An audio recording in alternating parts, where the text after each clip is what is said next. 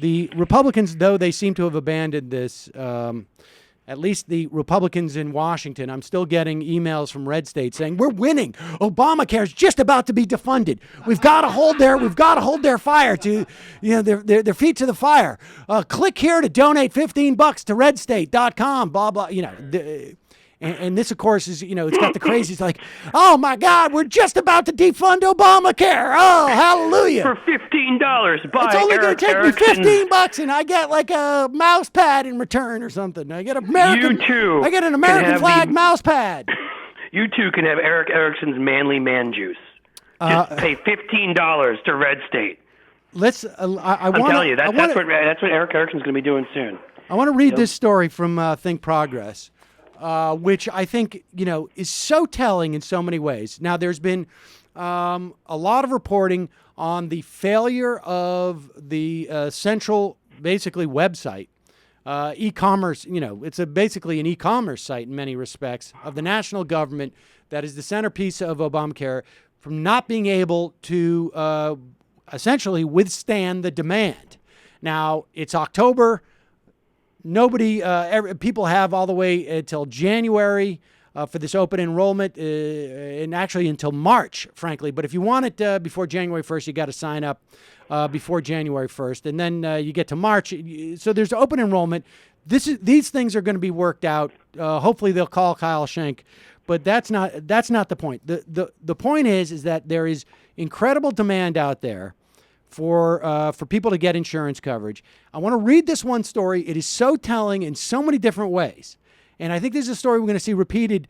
It's both a story of the success of Obamacare, said with the understanding that, I would like to see a single payer or some type of Medicare for all or buy-in or whatnot. But from Think Progress, Joshua Pittman is a 31-year-old self-employed videographer from Montgomery, Alabama, a Libertarian Republican who voted for Ron Paul in 2012. You remember Ron Paul. If the guy doesn't have insurance, that's he crashes his motorcycle, he's SOL. Leave him on the highway for the vultures. SOL. Vultures get hungry too, He believes that Senator Rand Paul is the future of the GOP. He sees Barack Obama's presidency as a failure who hasn't lived up to the nation's expectations. On Tuesday morning, Pittman logged in to healthcare.gov, and after initial glitches and delays, it took me all day, really, he says with a laugh. It kicked me out, told me you have to try again, but I knew what I was getting into with so many people exploring it. Though he initially supported repealing the law, Pittman became curious about Obamacare in the days and weeks before it launched. For years, he had gone uninsured, thinking he'd be able to, quote, get over anything with a Band-Aid and a six-pack of beer. But that was my theory for years, too. A lead poisoning incident earlier this year shook his confidence and bank account. This is the classic way Republicans come to understand the value of public policy. Leading him with tens of thousands of dollars in medical bills. Quote, I was a healthy person and it really depleted me financially, so it made me look at things a different way than I would before.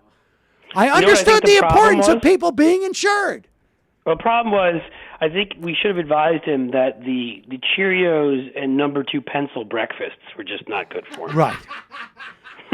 He really should have I've seen firsthand people hitting up the emergency room for free health care and then putting a burden on everyone else.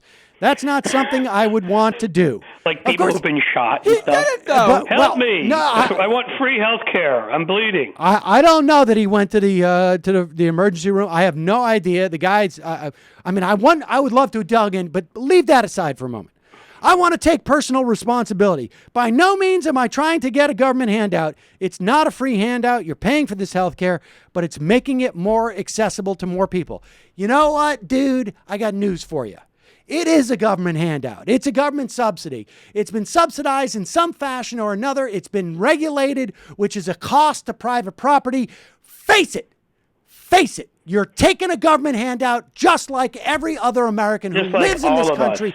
That's the reality. You still want to live in this deluded world where somehow you are Jeremiah Johnson living in the woods and you just come down with the money that you've earned, et cetera, et cetera. You're chewing your lead-filled pencils and living out there like a man.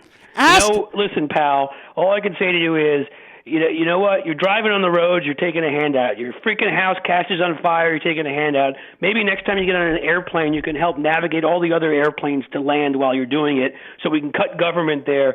Shut up. Ask what he liked about Obamacare. We all live with the freaking government. So tired of this fairy tale. All these people are like the freaking kids from Lord of the Flies. That's what they're like. You know what I mean? That's the world they live in. Ask what he liked about Obamacare. Pittman highlighted its prohibition against denying coverage to people with pre-existing conditions. Why? Because he wouldn't be able to find coverage without it. Right, of course. This is the same thing we always come up against. Rob Portman, stop the gays. Oh wait, I've got a gay son. Gay marriage. My son deserves equality that everyone else has. And not your son. Now, your son didn't deserve that equality before because I couldn't see that far past my own circumstances to understand that because I'm an asshole. And while I applaud the fact that this guy sees the Republicans as acting childish now, the notion that he continues to hang on to this idea that he is so self-sufficient, that he's just going to pay for insurance.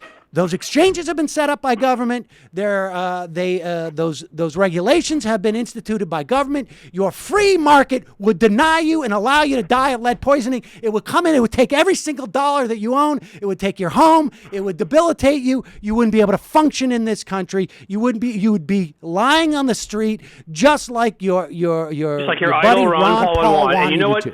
Beyond everything you just said, Sam, that would be if a free market actually really could exist. That would be what would happen to you. Right. But it can't exist because when you take away regulation, of course, power becomes monopolized by the big players who then make sure that government's manipulated, as they already have in many cases because of deregulation, so that the spoils of everything flow to them, so that defense industry gets bigger, and so banks get more money and more subsidies, and oil companies get subsidies. And guess what, dude? They're not only is it a free market where you're left to die, it's a crony capitalist market where the money that could go to you to let you live is being given to some oil baron a-hole somewhere who's sitting there in front of his mansion in his big swimming pool getting fatter and dumber and tea partier while you're dying. I'm done. Me too. So that's the story of one libertarian who still holds on to his Ayn Randian vision of the world, and not coincidentally, just like she did while she was on Social Security.